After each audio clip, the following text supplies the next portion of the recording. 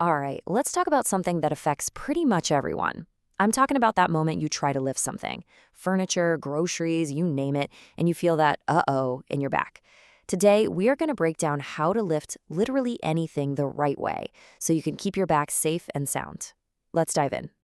You know the feeling, right? We've all been there. You bend down to pick something up. Maybe it doesn't even feel that heavy, and then bam!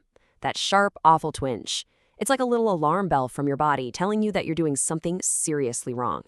But what is actually happening in that split second? Well, here's the thing. Most back injuries aren't some big, dramatic accident. Nope. The research shows they're usually caused by the slow, steady damage from three really common movements. Think of them as the three villains of lifting: bending at your waist, twisting your torso, and turning your body the wrong way. These are the culprits we need to watch out for. So, how do we defeat these villains? How do we protect ourselves? Well, it all boils down to one simple, powerful idea. A single golden rule that I promise you is going to completely change how you approach lifting anything forever.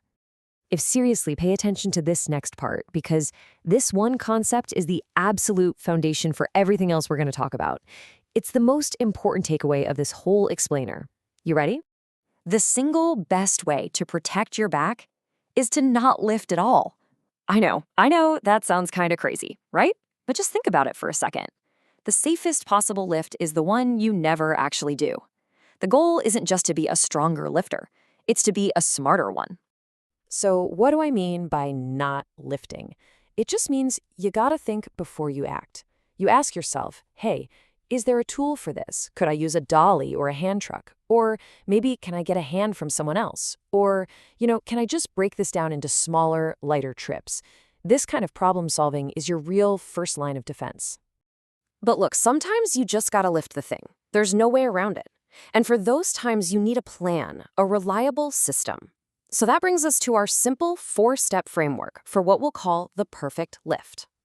Here they are, 4 easy stages: preparation, lifting, carrying, and setting down. Just think of this as your quick mental checklist. If you consciously go through these 4 steps, you turn what could be a really risky move into a safe and controlled one.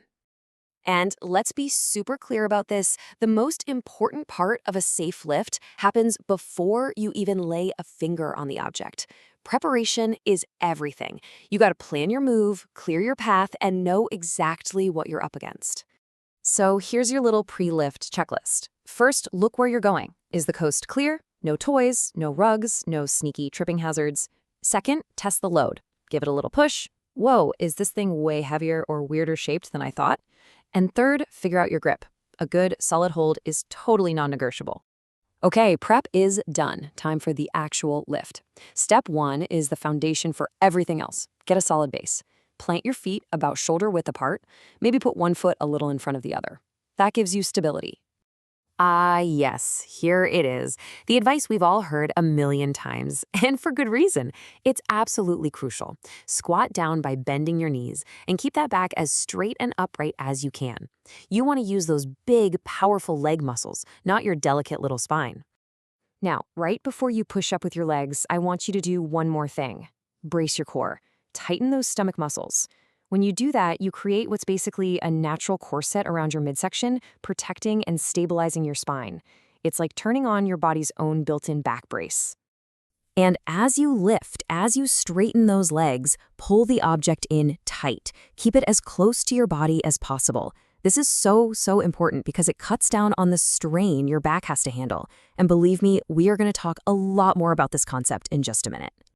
So, you've got the object up, but you're not done yet. While you're carrying it, keep it hugged in close. And remember those 3 villains: bending, twisting, turning? Well, to avoid that twist, you've got to move your feet. Pivot your whole body. Don't just twist at the waist.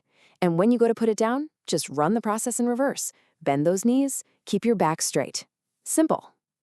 Okay, so I promised we'd come back to that idea of keeping the load close. That's because it's part of a much bigger and honestly a game-changing concept for lifting safely. It's called your power zone. To put it simply, your power zone is your safety zone. It's the sweet spot right in front of you, basically from your mid-thighs up to your mid-chest. When you keep a lift inside this zone, your body is at its absolute strongest and most efficient. And this chart shows it perfectly. See that green area? That's your power zone. Lifting something in there? No problem. But now look what happens when you move that exact same object just a little bit further away. Suddenly you're in the yellow zone, or even worse, the red danger zone. The stress on your back doesn't just go up a little, it skyrockets. So what's a good general number to keep in your head? Well, the sources we're looking at suggest that for a manual lift, anything over about 22 pounds should make you pause. If it's heavier than that, you really should go back to that golden rule. Find a tool or find a friend. And really, that's what this all comes down to. This isn't about how strong you are. It's about how smart you are. It's about being smart enough to lift correctly, or even better, smart enough to find a way to not have to lift at all. Look, if you forget everything else from this explainer, just remember this one sentence. Your power zone is your safety zone. If you can make a habit of keeping the work inside that zone, you will do more to protect your back than almost anything else. So, from now on, this is your new lifting mantra. Before you pick anything up, just run through this in your head. Plan it, keep it close, lift with your legs, and don't twist. 4 simple rules that can save you from a whole world of hurt. And that's really the question, isn't it? It's not about what you learned just now. It's about what you're actually going to do differently tomorrow. So think about it. That laundry basket, that case of water, that box in the garage, how are you going to lift it now? Thanks for tuning in.